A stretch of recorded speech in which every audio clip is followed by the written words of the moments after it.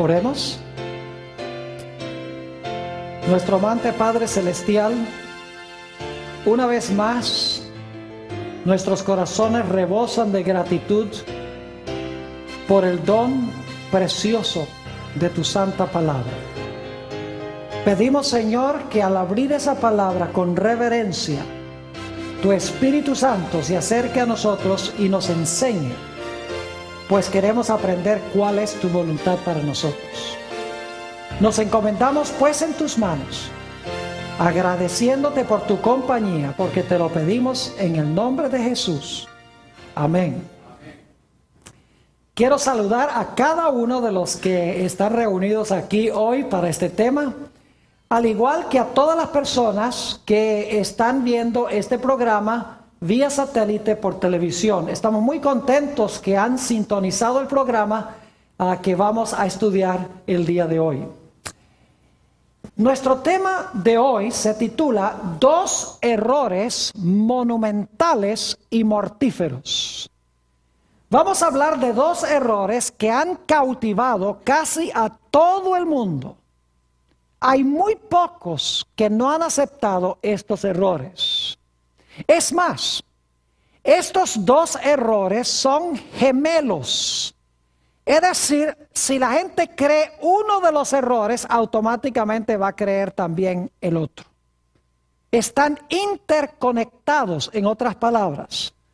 No puede una persona creer uno de los errores sin creer al mismo tiempo el otro error, porque los dos están estrechamente relacionados uno con el otro. Ahora vamos a llevar en nuestro tema de hoy un orden muy lógico. Así que espero que no se distraigan, ya sea que estén aquí o que estén viendo vía satélite por televisión. Manténganse bien concentrados para que puedan seguir el orden lógico que vamos a estudiar en nuestro tema de hoy.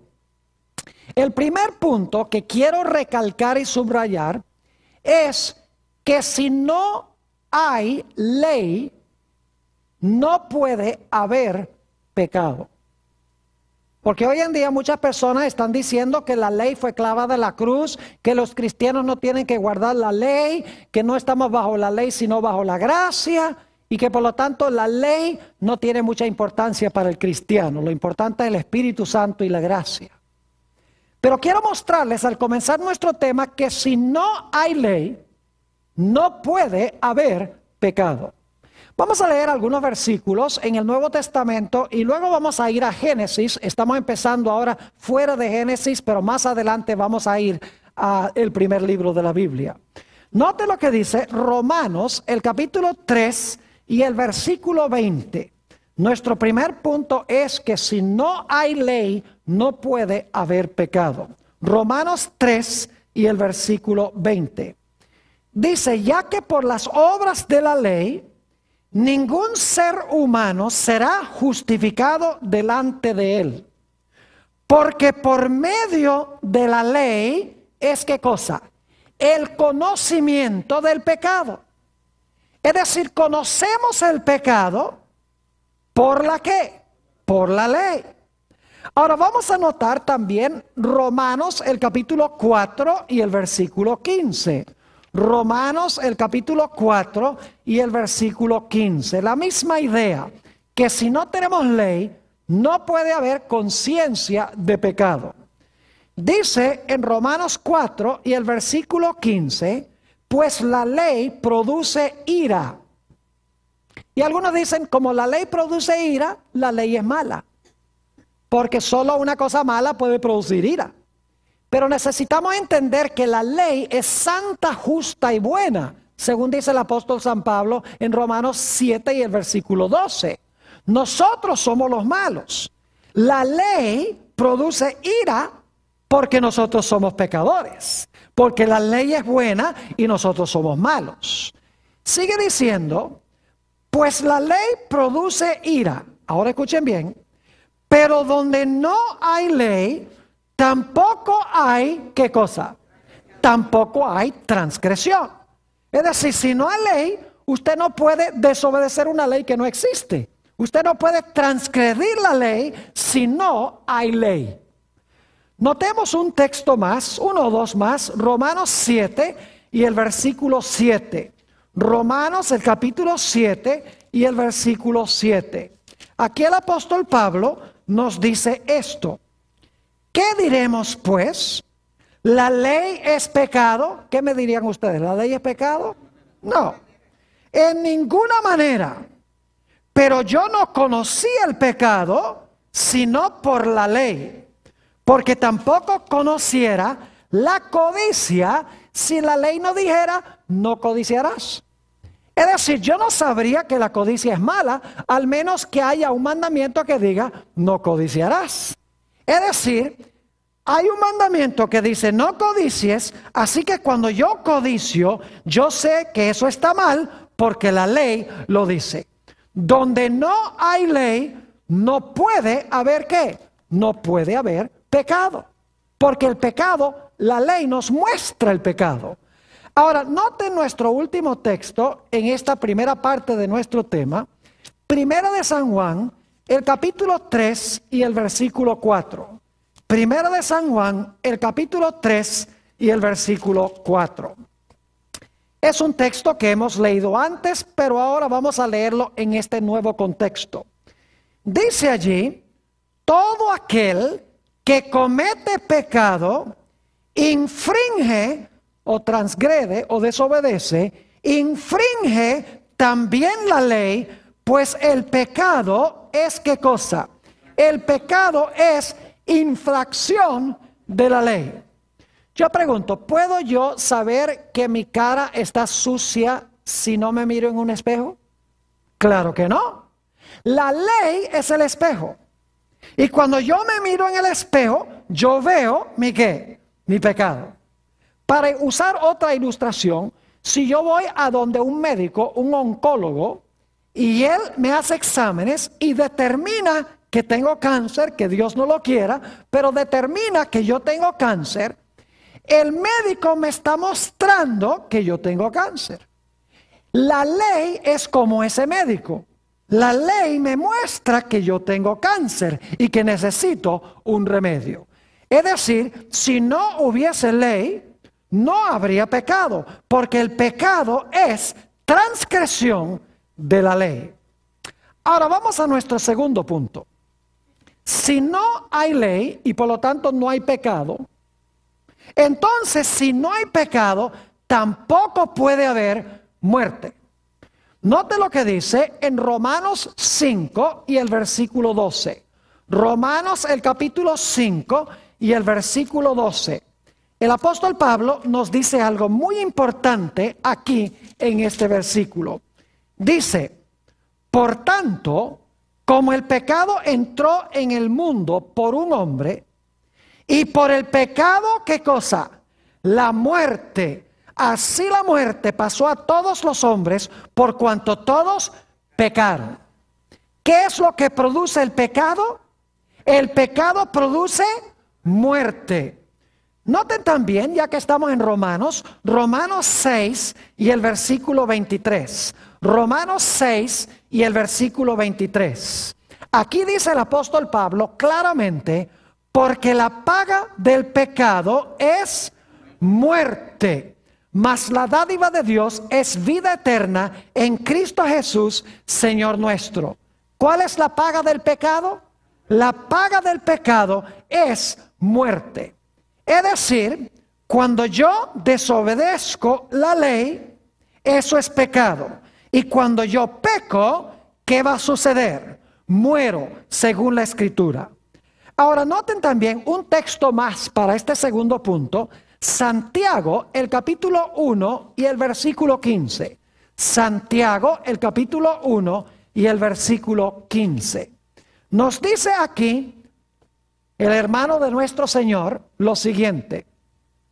Entonces la concupiscencia, después que ha concebido, da a luz el pecado. Y el pecado, siendo consumado, da a luz, ¿qué cosa? La muerte. Es decir, el pecado lleva a la muerte. Por lo tanto, si no hay ley, no puede haber pecado. Y si no hay pecado, no puede haber ¿qué? No puede haber muerte. Pero ahora vamos a nuestro tercer punto en el orden lógico que llevamos. Si no hay ley y por lo tanto no hay pecado, y si no hay pecado y por lo tanto no hay muerte, eso tendría que significar que yo soy ¿qué cosa? Inmortal.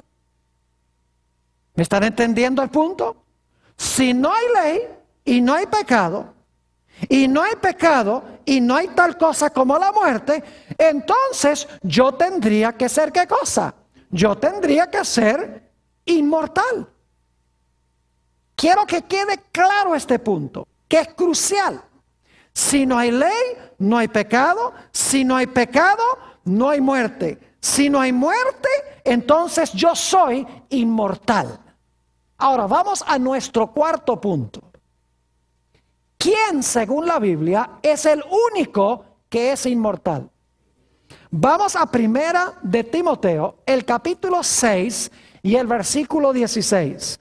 Primera de Timoteo, el capítulo 6 y el versículo 16. Aquí el apóstol Pablo nos va a decir quién es el único que tiene inmortalidad.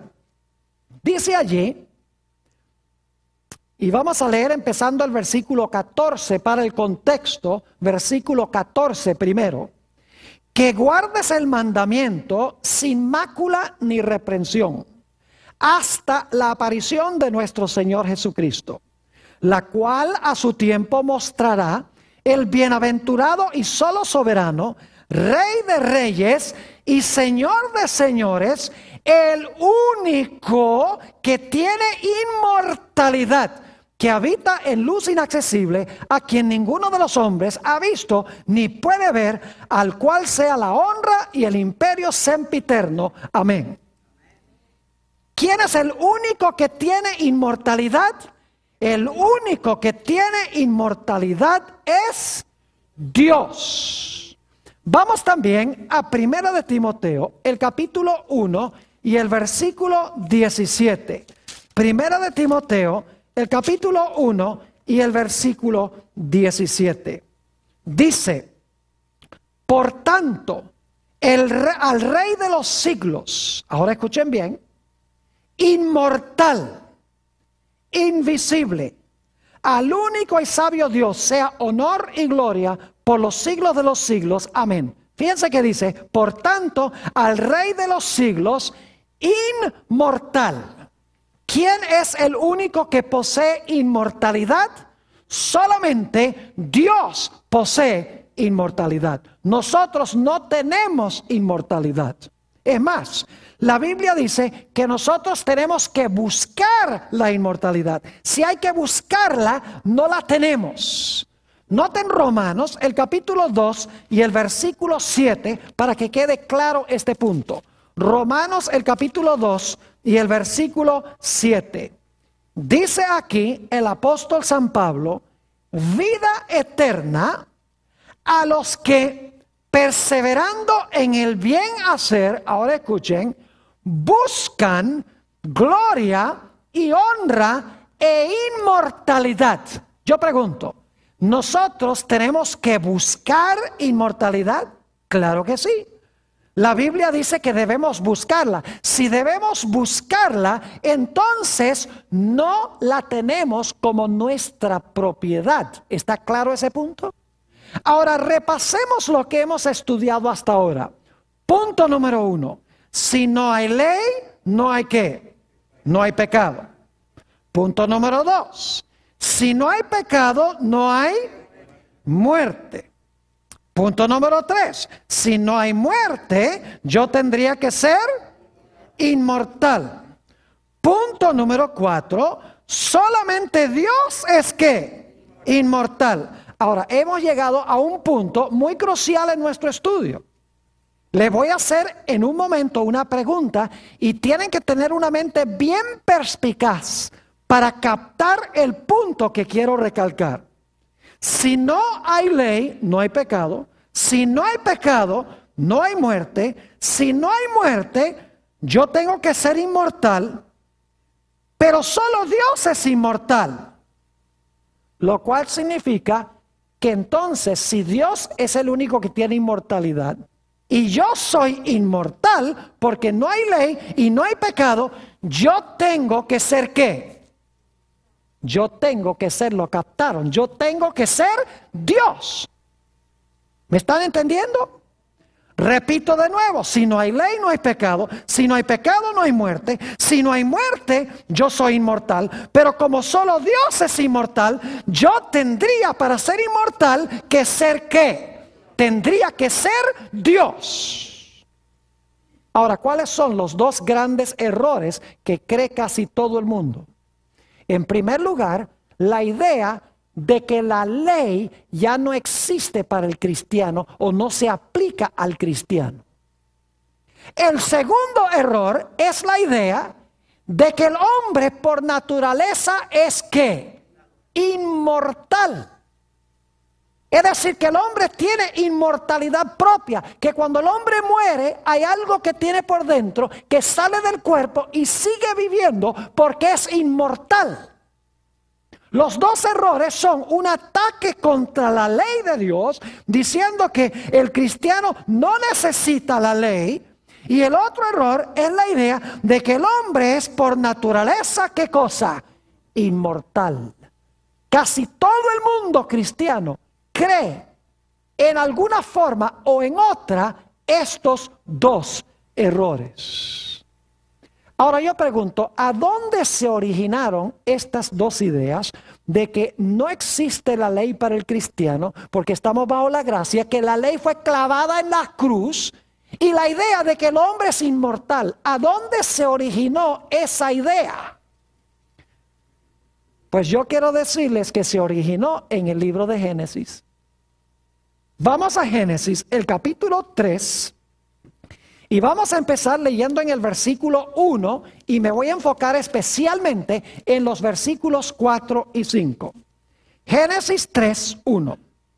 Pero la serpiente era astuta más que todos los animales del campo que Jehová Dios había hecho, la cual dijo a la mujer: ¿con que Dios os ha dicho no comáis de todo árbol del huerto? Y la mujer respondió a la serpiente: del fruto de los árboles del huerto podemos comer, pero del fruto del árbol que está en medio del huerto, dijo Dios, no comeréis de él, ni le tocaréis para que no muráis. Es decir, Dios dijo que no comiéramos de ese árbol, porque si comemos de ese árbol, vamos a ¿qué? A morir. Si iban a morir, significa que el hombre no tenía ¿qué cosa? Inmortalidad inherente y propia, porque inmortalidad significa que no se puede ¿qué? Que no se puede morir, pero el hombre podía morir, según dice en Génesis 3 y el versículo 4. Espero que los que están viendo por televisión estén escuchando con cuidado lo que estamos hablando, porque es muy importante, al igual que los que están aquí. Noten el versículo 4. Entonces la serpiente dijo a la mujer: no moriréis. Le está diciendo, tú no eres ¿qué? Tú no eres mortal. Tú puedes desobedecer el mandato de Dios y seguir ¿qué? Seguir viviendo para siempre, porque tú eres ¿qué cosa? Inmortal. Ese es el primer error. Ahora noten el segundo en el versículo 5. Sino que sabe Dios que el día que comáis de él, es decir, no vas a morir, no eres mortal, no eres mortal, sino inmortal, sino que sabe Dios que el día que comáis de él, serán abiertos vuestros ojos, y ahora escuchen bien, y seréis como Dios, sabiendo el bien y el mal.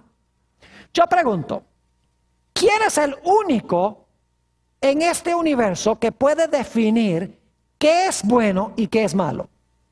Dios. ¿Dónde se origina la definición del bien y del mal? ¿Se origina con quién?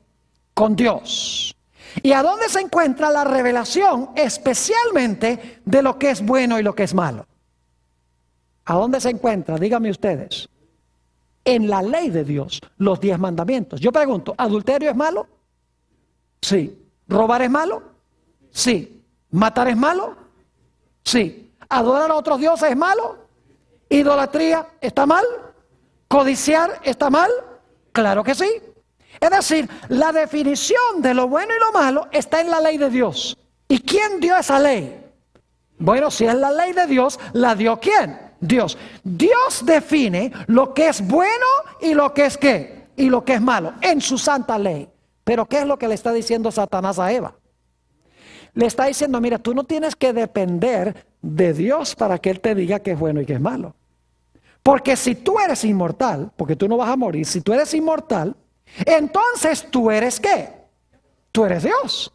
Y si tú eres Dios, tú no necesitas que Dios te diga qué es bueno y qué es malo, sino tú misma, siendo Dios, vas a saber qué es bueno y qué es malo. Tú serás tu propia fuente de ética. Tú serás tu propia fuente de saber lo que es bueno y lo que es malo. Y no tienes que depender de que Dios te diga que esta ley es buena y que eso es malo. Si tú eres Dios y tú eres inmortal, tú vas a saber lo que es bueno y malo sin que Dios te lo defina en su santa ley. Es decir, tenemos aquí en Génesis los primeros dos errores de la historia que se han proliferado en el mundo hoy. Y es la idea de que no necesitamos la ley para definirnos el bien y el mal. Y que el hombre por naturaleza es ¿qué cosa? El hombre por naturaleza es inmortal. Y si no creen que el mundo cree eso, hay toda clase de apariciones de tales llamados ángeles a la gente. Dicen que son difuntos, que vuelven a hablar con los vivos. Los ángeles no son seres humanos, los ángeles existieron antes que existiera un ser humano, mis queridos amigos. Dicen Job 38:7 que cuando Dios hizo este mundo, las estrellas del cielo cantaron, y las estrellas representan ángeles, ya estaban aquí. Es decir, los ángeles no son espíritus desencarnados que vuelven a hablar con los vivos. ¿Y qué diríamos de las apariciones de la Virgen María, tales llamadas? ¿Y qué diríamos de aquellas personas que tratan de comunicarse con los muertos a través de un individuo, de un medium o de un canalizador, como les dicen hoy en día? ¿Qué diríamos de todas las películas que está produciendo Hollywood con lo sobrenatural, con la idea de que los muertos no están muertos? ¿Qué diríamos en los púlpitos de las iglesias cristianas, a donde se está diciendo que cuando tú te mueres te vas directo al cielo? Si fuiste bueno o si fuiste malo, se va tu alma al infierno. Mi pregunta es, si cuando yo me muero me voy al cielo, entonces ¿a qué viene a buscarme Jesús cuando venga? Si ya me fui. ¿Me están entendiendo lo que estoy diciendo? El mundo cristiano ha asimilado estos dos errores. Un ataque contra la ley y un ataque contra Dios como nuestra única fuente de vida. Ahora volvamos otra vez a Génesis, el capítulo 2, 16 y 17. Génesis 2 y el versículo 16 y 17. Hemos leído esto muchas veces, pero hay que leerlo cada vez más, porque es básico para todo lo que enseña la Escritura. Dice en el versículo 15, tomó pues Jehová Dios al hombre y le puso en el huerto de Edén para que lo labrara y lo guardase. Versículo 16, y mandó Jehová Dios al hombre diciendo, de todo árbol del huerto comerás, mas del árbol de la ciencia del bien y del mal no comerás, porque el día que de él comieres, ciertamente que, ciertamente morirás. Yo pregunto, ¿quién fue el que definió lo que es bueno y lo que es malo en el huerto del Edén? Fue Dios. Y según hemos estudiado, en ese solo mandato se encontraban todos los ¿qué? Todos los 10 mandamientos. Ya hemos estudiado eso, no voy a volver otra vez a ese punto. Todos los 10 mandamientos estaban ahí. Dios le dice a Adán y Eva, mire, yo les doy esta ley a ustedes. Ustedes obedecen la ley, van a vivir. Pero si ustedes desobedecen mi ley, eso va a ser ¿qué cosa? Eso se llama pecado. Si ustedes transgreden mi ley, desobedecen mi ley, eso es lo que se llama ¿qué? Pecado. Note lo que dice Romanos 5 y el versículo 12. Yo pregunto, ¿Adán pecó cuando quebrantó la ley de Dios? Claro que sí. Dice en Romanos, el capítulo 5 y el versículo 12, Romanos 5 y el versículo 12, por tanto, como el pecado entró en el mundo por un hombre, Y por el pecado, la muerte, así la muerte pasó a todos los hombres, por cuanto todos pecaron. Yo pregunto, ¿Adán pecó? Dice aquí, por tanto, como el pecado entró en el mundo por un hombre. Yo pregunto algo, ¿qué es el pecado según hemos estudiado? El pecado es transgresión de la ley. ¿Cómo puede haber Adán desobedecido la ley si no había ley? ¿Me están entendiendo lo que estoy diciendo? La ley existía. En ese mandamiento se encontraba toda la ley de Dios. Y Dios le dice a Adán, mira, si tú quebrantas mi ley, eso va a ser pecado. Y si tú pecas, ¿qué va a venir? Oh, si tú pecas, va a venir como consecuencia, ¿qué cosa? La muerte. Dios le dijo a Adán después que pecó, polvo eres y al polvo serás ¿qué? Polvo eres y al polvo serás tornado. ¿Están viendo los puntos? La ley. Si quebrantas mi ley, ¿eso es qué? Pecado. Si cometes pecado, va a venir ¿qué cosa? Muerte. Estamos llevando el mismo orden que, el mismo orden lógico con que empezamos este tema. Ahora, ¿qué sucedió cuando Adán y Eva comieron del árbol de la ciencia del bien y del mal? Dios los lanzó fuera del huerto.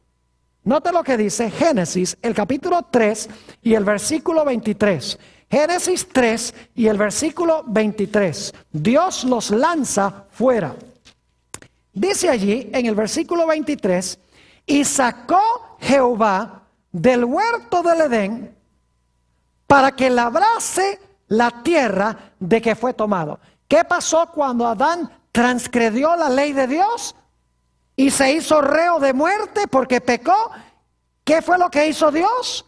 Lo sacó del huerto por haber desobedecido ¿qué cosa? La santa ley de Dios. Ahora yo pregunto, ¿por qué lo sacó del huerto? Noten Génesis 3 y el versículo 22. Dice, y dijo Jehová Dios, he aquí el hombre es como uno de nosotros sabiendo el bien y el mal. Ahora, alguno dirá, ve, ellos ahora sabían el bien y el mal como Dios. Lo que pasa es que Satanás estaba exagerando en qué sentido iban a ser Dios. En un sentido, Adán y Eva ahora eran como Dios, en el sentido de que Dios ya conocía el mal, porque Satanás había pecado en el cielo. Dios no quería que Adán y Eva conocieran el mal. Pero como resultado de comer del árbol, ellos ahora, como Dios había conocido el bien y el mal, ahora ellos conocen el bien y el mal.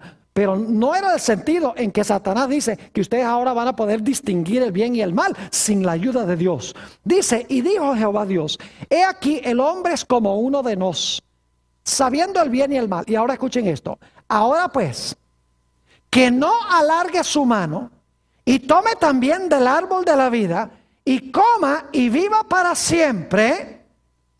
Y lo sacó Jehová del huerto del Edén para que labrase la tierra de que fue tomado. ¿Por qué sacó Dios a Adán y Eva del huerto del Edén? ¿Para que no qué? Para que no comieran del árbol de la vida y qué? Y viviesen para siempre. Fíjense lo que hemos visto. Dios dio una ley. Quebrantaron la ley. Eso fue pecado. Al cometer pecado, Dios dice, ¿ustedes van a qué? A morir. Dios los saca ¿de dónde? Del huerto del Edén. ¿Para que no puedan qué? Comer del árbol de la vida y vivir para siempre. Ahora escuchen bien. Si ya el hombre tenía inmortalidad, ¿de qué le hubiera valido a Dios echarlo del huerto? Si ya era inmortal, de nada le valía a Dios que lo echara del huerto. Porque aunque lo echara, ya el hombre iba a seguir viviendo igual. El hecho de que Dios lo echó del huerto para que no comiera y viviera para siempre, demuestra que el hombre en sí mismo no iba a vivir para siempre. Ahora quiero que noten que cuando Dios lo echa del huerto, Dios coloca ángeles en la entrada del huerto. Noten Génesis, el capítulo 3 y el versículo 24. Génesis, el capítulo 3 y el versículo 24. Dice aquí, echó pues fuera al hombre y puso al oriente del huerto del Edén, ¿qué cosa? Querubines, son ángeles, y una espada encendida que se revolvía por todos lados para guardar el camino del árbol de la vida. ¿Qué colocó Dios a la entrada del huerto para que no pudieran volver a entrar y comer y vivir para siempre? Colocó ángeles a la entrada. Y quiero que noten lo que vino como resultado. Dos cosas. Y solamente voy a mencionar estos versículos. En Génesis 3:17 dice que entró a la tierra la maldición. Dice, por cuanto obedeciste la voz de tu mujer y comiste del árbol de que te mandé, diciendo que no comieses, maldita será la tierra por causa de ti. Es decir, entró a la tierra, ¿qué cosa? La maldición. Y saben que en Génesis 3 y 4 se usa esa palabra maldición 3 veces. Se usa también para describir a Caín cuando mató a su hermano. Dice, maldito serás. Es decir, ahora como consecuencia del pecado entra la maldición. Y también según Génesis 3:19 entra la muerte. Ahora repasemos todo este proceso. Dios tenía una ley. En ese mandamiento se encontraban todos los 10. Cuando Adán y Eva quebrantaron esa ley, pecaron. Cuando pecaron, Dios les dijo, van a morir. Dios los echó del huerto. A la entrada puso ángeles para que no pudieran comer del árbol de la vida. Y como resultado vino la maldición y también vino ¿qué cosa? Vino la muerte. Ahora yo quiero que ustedes vayan conmigo al libro de Apocalipsis para ver cómo Dios va a deshacer lo que sucedió al comienzo. Noten lo que dice Apocalipsis, el capítulo 22 y el versículo 14. Apocalipsis, el capítulo 22 y el versículo 14. Y este versículo reza de una forma distinta dependiendo de la versión que ustedes estén leyendo. Yo estoy leyendo particularmente de la versión de 1960. Si leen la de 1977, la de 1909, Reina Valera, van a encontrar que la traducción es distinta. Yo creo que la traducción del 60 no es la más correcta y van a ver por qué razón. Dice en el versículo 14, bienaventurados los que lavan sus ropas. ¿Alguien tiene una Biblia que dice diferente que eso? Varios tienen una Biblia que dice bienaventurados los que ¿qué? Los que guardan sus mandamientos. Ahora escuchen bien, los que guardan sus mandamientos. Para tener derecho, ¿qué cosa? Al árbol de la vida y para entrar por las puertas en la ¿qué? En la ciudad. ¿Saben por qué yo creo que la traducción correcta es bienaventurados los que guardan los mandamientos? Porque esto deshace lo que pasó en Génesis. En Génesis, Adán y Eva, ¿qué hicieron? Quebrantaron los mandamientos. Como resultado, ¿qué pasó? Pecaron. Cuando pecaron, ¿qué hizo Dios? Los echó ¿de dónde? Del huerto. Para que no pudieran ¿qué? Comer del árbol de la vida. Aquí en Apocalipsis es lo opuesto. Dice que Dios va a tener un pueblo que guarda ¿qué cosa? Los mandamientos. Y por lo tanto Dios los va a dejar, en vez de sacarlos, va a dejar que ¿qué? Que entren por las puertas para comer ¿de dónde? Para comer del árbol de la vida. ¿Y saben ustedes quién va a estar en las puertas para ver quién va a entrar y quién no va a entrar? Noten Apocalipsis 21 y el versículo 12. Apocalipsis 21 y el versículo 12 habla de las puertas de la ciudad. 21 y el versículo 12.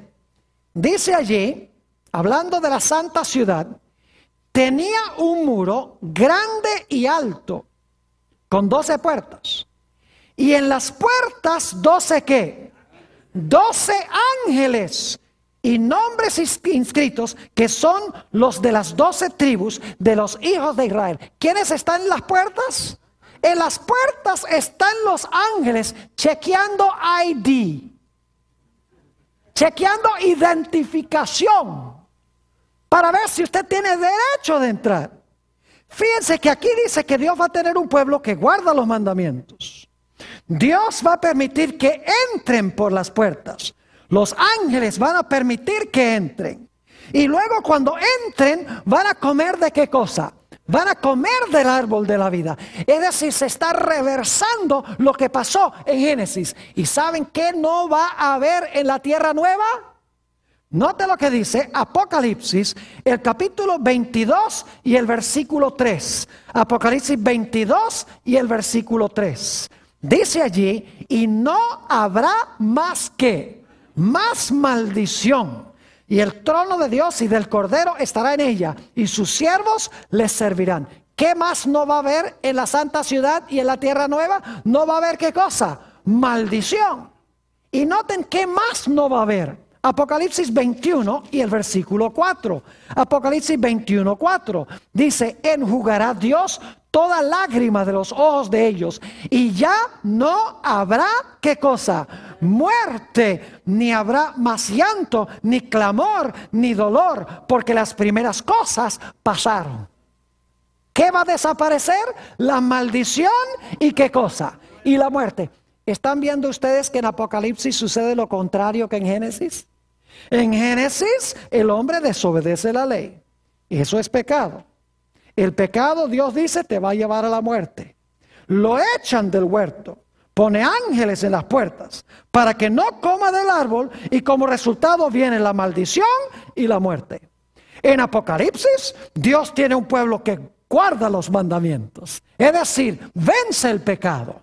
Llegan a las puertas, los ángeles los dejan entrar por las puertas para comer del árbol de la vida y vivirán en un mundo donde no hay más maldición ni tampoco hay muerte. Por esa razón yo creo que la mejor traducción es bienaventurados los que guardan sus mandamientos, porque Adán y Eva quebrantaron la ley de Dios. Dios tendrá al final de la historia un pueblo que guarda su santa ley. Note lo que dice Apocalipsis 22 y el versículo 15. 22 y el versículo 15. Aquí hay otra razón por la cual la mejor traducción es bienaventurados los que guardan sus mandamientos. El contexto lo indica en el versículo 15. Dice allí, después de decir que Dios va a entrar, que dejar entrar los que guarden sus mandamientos, dice en el versículo 15, mas los perros estarán fuera. Ahora se hace un contraste con los que están afuera. Y los hechiceros, los fornicarios, los homicidas, los idólatras y todo aquel que ama y hace mentira. Yo pregunto, ¿son estas violaciones de los 10 mandamientos? Claro que sí. ¿Qué mandamiento viola los fornicarios? No cometerás adulterio, ¿verdad? Porque es un pecado sexual. Los homicidas, ¿cuál mandamiento? No matarás. Los idólatras, ¿cuál mandamiento? No te harás imagen, ni tendrás dioses ajenos delante de mí. El que ama y hace mentira, ¿qué? ¿No hablarás qué? Falso testimonio. Es decir, los que están afuera son caracterizados por el hecho de que hacen ¿qué? Quebrantan los mandamientos de Dios. Mientras que los que están adentro, ¿qué hacen?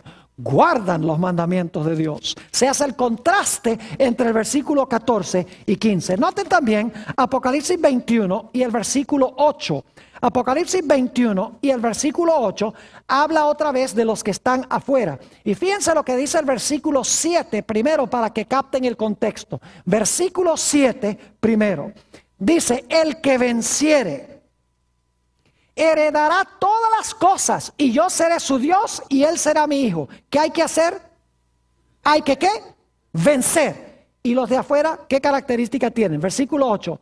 Pero los cobardes, es decir, no tienen fe, y todo lo que no es de fe es pecado. Los cobardes e incrédulos, los abominables y homicidas, los fornicarios y hechiceros, los idólatras y todos los mentirosos tendrán su parte en el lago que arde con fuego y azufre, que es la muerte segunda. Dios tendrá en la santa ciudad aquellos que hacen ¿qué cosa? Que guardan los mandamientos de Dios, mientras que afuera están los que pisotean los mandamientos de Dios. Ahora yo me pregunto, lo que yo me pregunto es, ¿cómo es posible que se hable de la gente que guarda los mandamientos de Dios si los mandamientos fueron clavados en la cruz? ¿Me están entendiendo lo que estoy diciendo? Es ridículo pensar que la gracia ahora hace innecesaria la ley y crucifica la ley. Eso no me resuelve ningún problema. Es como, por ejemplo, si hay un policía que me pone una multa por comerme un semáforo, Yo digo, desháganse de ese policía, desháganse de la ley. ¿Qué clase de mundo sería este? Si nos deshacemos de la ley para salvar al criminal. Lo que hay que hacer no es deshacerse de la ley, sino cambiar el corazón del criminal. ¿Me están entendiendo lo que estoy diciendo? No solo los que están aquí, sino los que están viendo también vía satélite. Ahora, quiero ir a Génesis 3:21 de nuevo. ¿Quién nos salvó de la muerte? Jesús. El mismo día que Adán y Eva pecaron, ¿qué hubo en el huerto del Edén? Esto lo hemos estudiado. ¿Un qué? Un sacrificio. O dos sacrificios, mejor. Y de los sacrificios Dios tomó túnicas ¿de qué? De pieles y vistió a Adán y Eva. ¿Qué estaba avisando Dios? Estaba Dios diciendo que corderos iban a morir, ¿qué cosa? En lugar de morir ¿quién?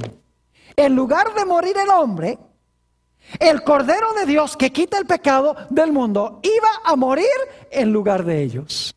Como dice en Gálatas el capítulo 3 y el versículo 13, el Señor Jesucristo sufrió la maldición de la ley. Él se hizo por nosotros maldición. O como dice el apóstol San Pablo en 2 Corintios 5:21, dice: al que no conoció pecado, Dios le hizo pecado, para que nosotros pudiésemos ser hallados la justicia de Dios en él. Es decir, Jesús murió la muerte que yo debo morir para que yo pueda ¿qué? Vivir. Pero ahora hay un punto muy importante y escuchen bien lo que voy a decir. Si el hombre es inmortal, ¿para qué tuvo que morir Jesús para darme lo que ya tengo?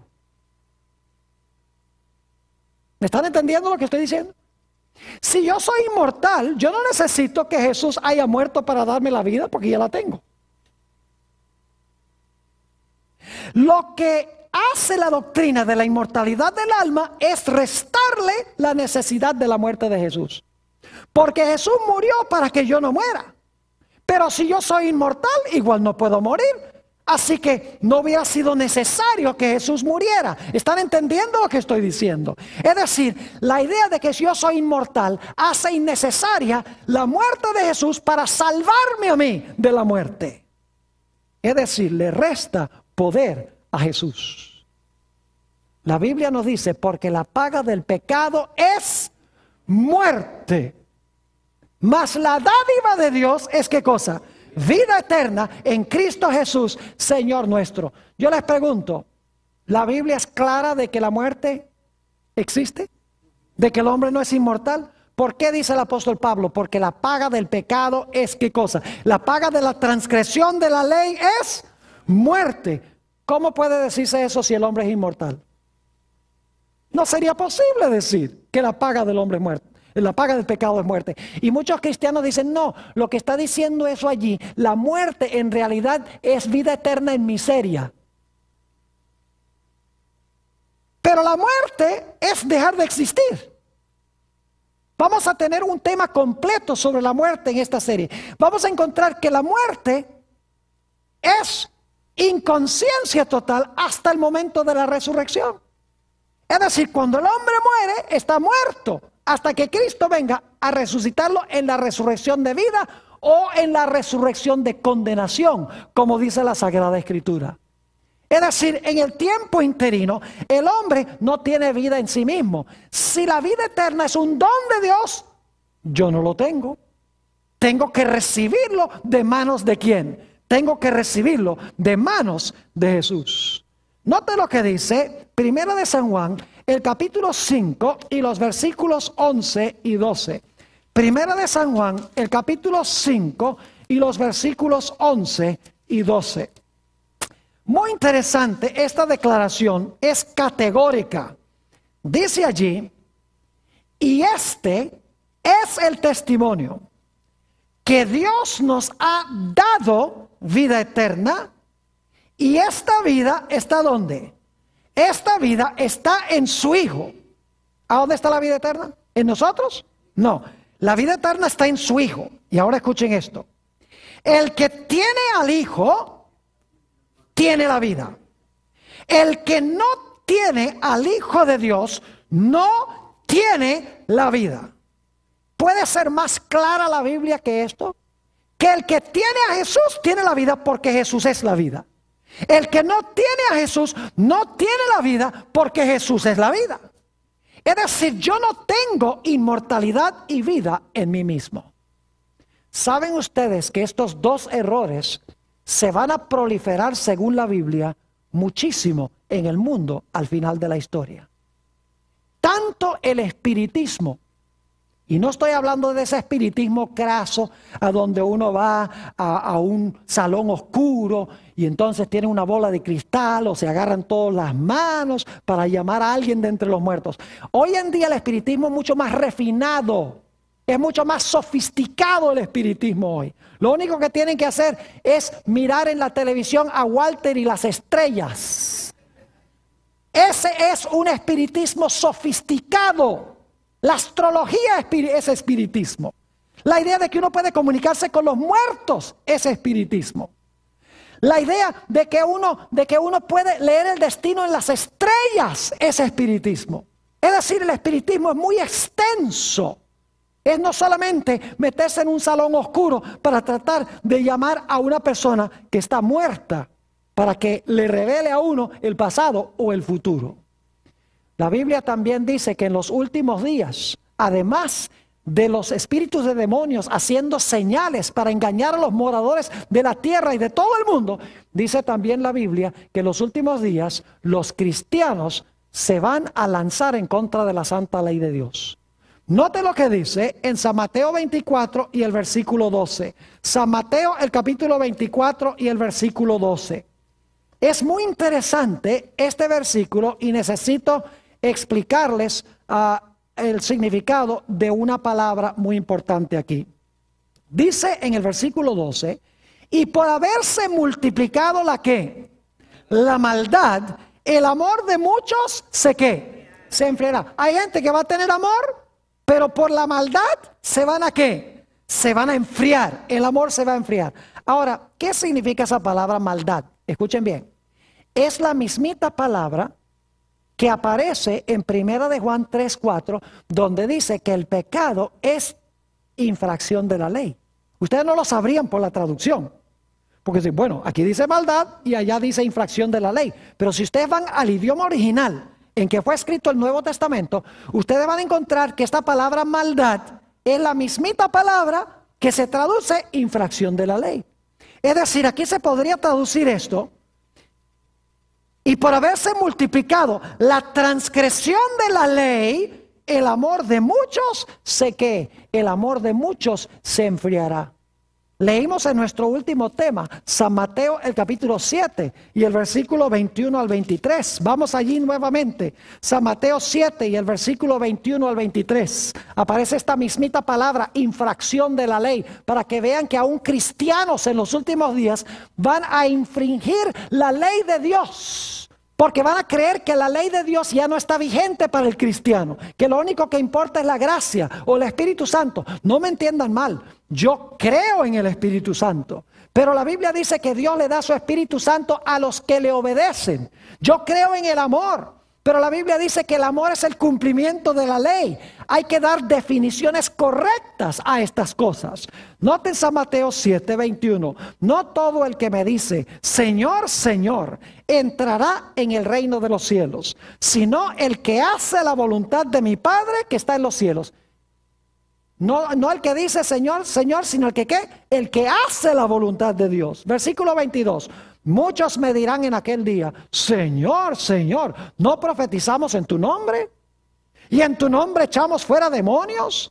¿Y en tu nombre hicimos muchos milagros? Yo pregunto, ¿esos milagros eran genuinos? No. ¿Ese echar fuera demonios era genuino? No. ¿Esas profecías eran genuinas? No. Porque fíjense lo que dice Jesús, versículo 23. Y entonces les declararé, nunca os conocí. Ni cuando estaban haciendo los milagros, fíjense. Nunca os conocí. Apartaos de mí, hacedores de maldad. La misma palabra que se puede traducir los que transgreden o desobedecen la ley de Dios. Yo pregunto, ¿va a haber mucha gente en los últimos días que van a hacer milagros y van a lanzar demonios y van a dar muchas profecías que Jesús va a decir, yo no los conozco a ustedes porque son transgresores de mi ley? Claro que sí. Y la Biblia dice que van a odiar, Satanás va a odiar a esta gente, porque dice en Apocalipsis 12:17 que el dragón se airó contra la mujer y se fue a hacer guerra contra el remanente de la simiente de ella, los cuales guardan los mandamientos de Dios y tienen el testimonio de Jesucristo. Yo me pregunto, ¿cómo es que Dios puede tener un pueblo que guarda los mandamientos si fueron clavados en la cruz? Es que no tiene sentido. Pero la gente, los cristianos, se comen el cuento. Los ministros se paran y predican estas cosas y todo el mundo dice aleluya y amén, sin pensar y sin estudiar la Biblia por ellos mismos. Por favor, escuchen los que están viendo vía satélite, por televisión. Ustedes también aquí. Estos son asuntos de vital importancia. Los dos ataques de Satanás al final de la historia va a ser contra la ley y contra la idea de que el hombre es mortal. Ahora yo quisiera tratar un último punto antes de terminar. Algunos dicen, pero pastor, la Biblia dice que somos salvos por la gracia a través de la fe. ¿No creemos eso? Claro que sí. Note lo que dice Efesios, el capítulo 2 y el versículo 8 y 9. Efesios, el capítulo 2 y los versículos 8 y 9. No quiero que alguien me entienda mal y diga, el pastor Borg no cree en la gracia. El pastor Borg cree que la gente se salva guardando la ley. No, no, no, no. La gente se salva por la gracia de Jesús y por amor a Jesús guarda la ley. Si no guarda la ley es porque no ha recibido la gracia de Jesús. Porque Pablo dice que somos justificados por la fe sin las obras de la ley. Mientras que Santiago dice, ¿no viste que Abraham y Rahab fueron justificados por obras? Y algunos dicen, hay contradicción en la Biblia, porque Pablo dice justificados por la fe sin obras y Santiago dice que fue justificado Abraham por obras. Lo que pasa es que Pablo y Santiago están mirando dos diferentes problemas. Pablo está tratando con aquellas personas que dicen, oh, yo soy salvo por fe y no importan mis obras. Mientras que Santiago está tratando con aquellas personas que dicen, yo soy salvo por fe y tratan mal a la gente y dicen que de todas maneras son salvos. Es decir, el apóstol Pablo está tratando con la gente que profesa obrar mucho y ser salvos por fe, mientras que Santiago tiene que ver con aquellas personas que dicen que tienen fe y no obran nada. Ahora noten Efesios 2 y el versículo 8 y 9. Porque por gracia sois salvos. ¿Cómo somos salvos? Por gracia. Por medio de la fe. Y esto no de vosotros, pues es don de Dios. No por obras para que nadie se gloríe. ¿Cómo somos salvos? Por gracia a través de la ¿qué? A través de la fe. Y alguno dice, ve, ahí está clarito, pastor, que las obras no importan, porque el apóstol Pablo dice que somos salvos por gracia a través de la fe. Y esto no es de nosotros, es don de Dios. No por obras para que nadie se gloríe. Lo que pasa es que la gente no lee el versículo 10. ¿Ve? Hay que leer el siguiente versículo. Cuando somos salvos por gracia a través de la fe, ¿qué va a pasar? Versículo 10. Porque somos hechura suya, creados en Cristo Jesús. Es decir, hemos nacido de nuevo cuando somos salvos por gracia. Creados en Cristo Jesús. ¿Para qué? Para buenas obras, las cuales Dios preparó de antemano para que anduviésemos en ellas. ¿Espera Dios que produzcamos buenas obras? Sí, cuando hemos sido creados en Cristo Jesús como nuevas criaturas, vamos a andar en las obras que Dios creó para que andásemos en ellas. Permítame darles una ilustración para que podamos entender. Cuando ustedes arrancan su carro por la mañana, ¿cuáles ruedas se mueven primero? ¿Las de adelante o las de atrás?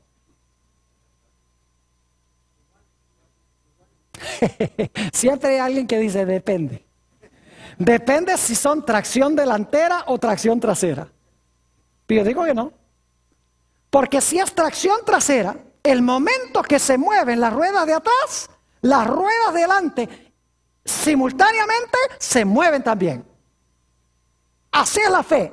La fe es el poder propulsor. Y cuando hay fe, las obras siguen. Si no hay obras, es porque no hay ¿qué? No hay fe y no hemos sido salvos por la gracia. Por eso la Biblia dice que somos salvos por gracia a través de la fe, pero seremos juzgados por nuestras obras. Por eso el apóstol Pablo dice que somos salvos por la gracia a través de la fe, mientras que Santiago dice, pero aquellos que tienen fe, obran. Por eso el apóstol Pablo dice que somos justificados por la fe, sin las obras de la ley. Y Santiago nos dice que los hacedores de la ley serán justificados. No hay contradicción. El hecho es que la fe genuina producirá, ¿qué cosa? Producirá obras. Así que mis queridos hermanos y amigos, dos errores monumentales y mortíferos al final de la historia. Primero, la idea de que el cristiano no tiene que guardar la ley porque está bajo la gracia, que la ley fue clavada en la cruz. Y la segunda idea, la idea de que el hombre por naturaleza es inmortal, tiene un alma inmortal, que ni siquiera Dios le puede quitar la vida. Dos errores que van a cautivar casi a todo el mundo. Que el Señor, por su gracia, nos libre de estos dos grandes errores.